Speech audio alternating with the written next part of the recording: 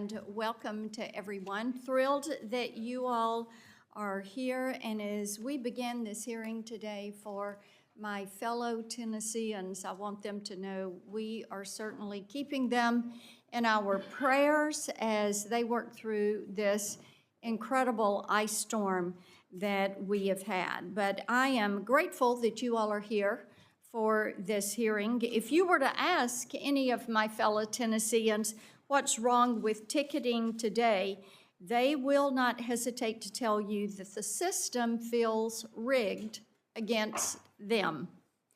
They follow the rules, they get in the queue so that they can make a purchase, so they're in there in advance, and they do everything right. And then they watch the tickets vanish in seconds, and they come back on the secondary markets at 3 or 4 times the price. Now, sometimes they have these tickets in their cart, and they move to checkout. And before they can click to buy, the ticket vanishes. It is gone. And then sometimes the other problem is they go to the resale site and they think they're buying a ticket. Again, they're following the rules. They want to go to the show. They want to go to the concert. They want to go to the sporting event. But the ticket really does not exist because the scammers and the scalpers are selling speculative tickets. And I hear from a lot of these constituents that are buying these tickets that don't exist or are priced at exorbitant prices. Now, it might be the nurse who has just finished working a double shift, and so she logs on the minute the tickets go on sale, and before she can click to buy, it says sold out.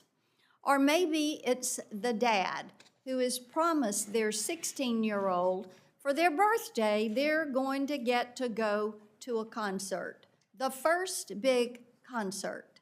And if I went around this hearing room and I said, tell me the first concert you went to, nearly every one of you could name that event for me. You could talk about that day. Some of you would talk about what you wore. Some of you would talk about what you said and the friends that went with you for that event. And of course, the disappointment mounts because the tickets are gone. Fans are not angry about the fact that tickets are popular and that events are popular. They're fans, and they want this experience. What they're mad as hell about is that the system is stacked against them. The ticket industry should desire to do better. They should want to do better for fans of these artists and sports teams and shows. But consumers have lost faith that the rules apply not equally to the marketplace and to them.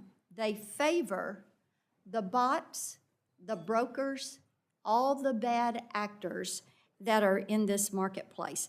Now, for years, many of you know this, about a decade, I've been working to address these ticketing issues because fans deserve fairness, transparency, and a real chance to see the artist they love, the teams that they love.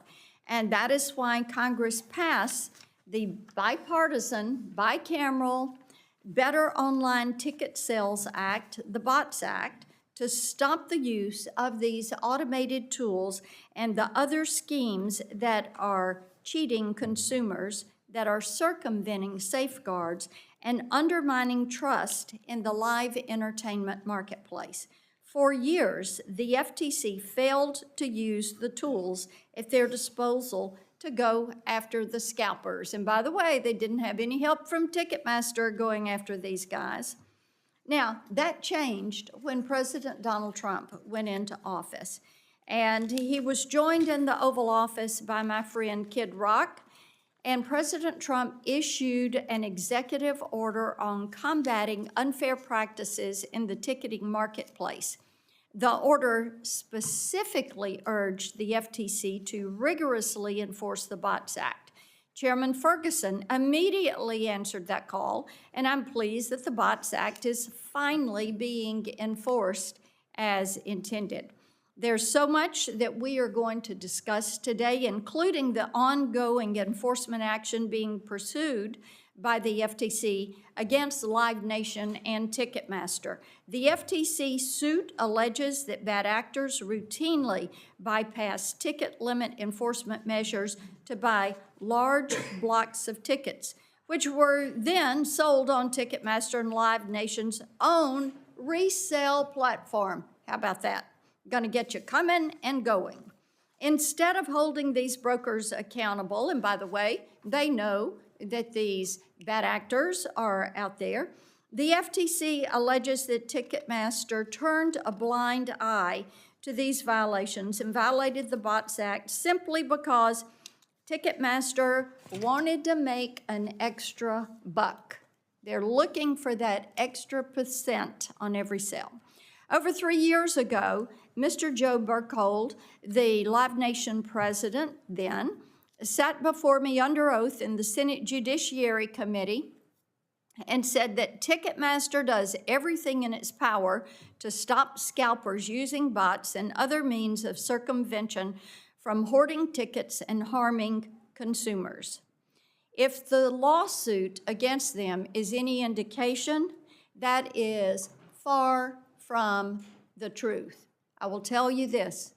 If the local utility company and the local bank can block the bots that are trying to get in their system every single day, every day, a powerhouse like Live Nation, Ticketmaster, honest to God, ought to be able to figure this out, and I am tired of waiting on them to do something about it. It is negligent.